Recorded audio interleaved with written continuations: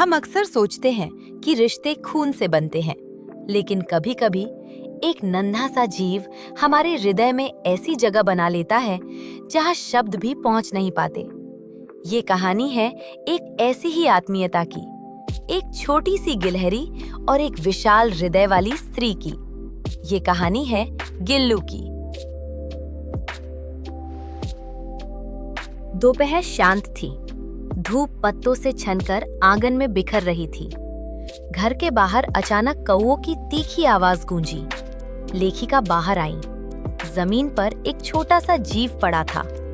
2 कौवे उसे चोंच मार रहे थे। वो कांप रहा था। उसका शरीर घायल था। उसकी सांसें धीमी थी।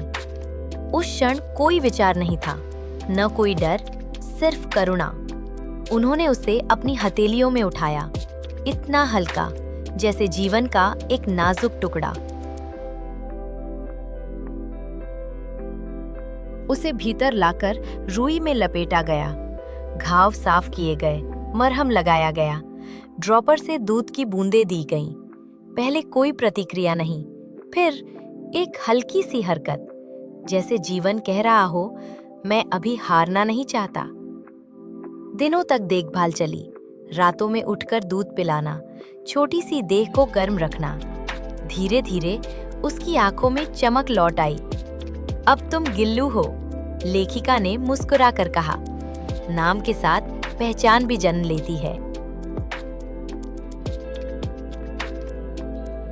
गिल्लू अब खिड़की के पास एक छोटे झूले में रहने लगा। पहले वो झिझकता था, फिर उंगली पकड़ने लगा, कंधे पर चढ़ जाता, कभी बालों में उलझ जाता। जब लेखिका लिखती, वो पास बैठ जाता, कभी कलम की नोक को देखता, कभी कागज पर दौड़ती रेखाओं को, जैसे पूछ रहा हो, तुम क्या रच रही हो? धीरे धीरे ये रिश्ता डर से भरोसे तक पहुंचा। गिल्लू को काजू बहुत पसंद थे। वो उन्हें पंजों में पकड़कर छोटे छोटे कुतरता। घंटी बजती तो सबसे पहले दरवाजे तक पहुंचता, जैसे घर का प्रहरी हो।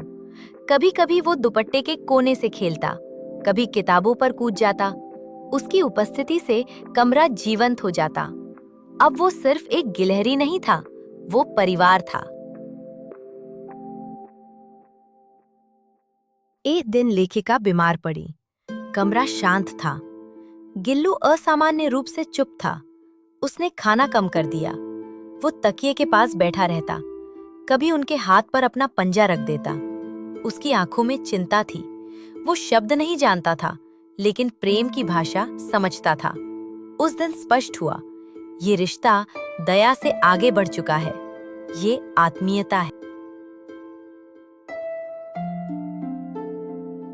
ऋतु बदली। एक सुबह गिल्लू शांत था। न वो कूदा, न चहका।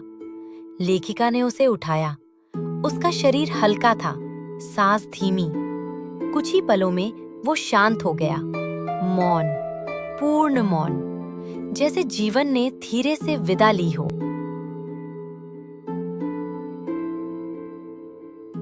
उसे आंगन में एक शांत कोने में दफनाया गया, वहीं जहां वसंत में पीले फूल खिलते हैं। आज भी जब वे फूल हवा में झूमते हैं तो लगता है गिल्लू की छोटी सी उपस्थिति अब भी यही है।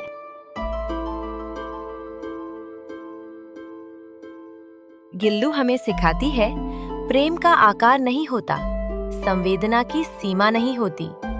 एक नन्ही गिलहरी ने मानवता का पाठ पढ़ाया कि जीवन की सबसे सुंदर बातें अक्सर सबसे छोटी होती हैं, और कभी-कभी एक छोटा सा जीव हमारे भीतर की करुणा को जगाकर हमें और अधिक मनुष्य बना देता है।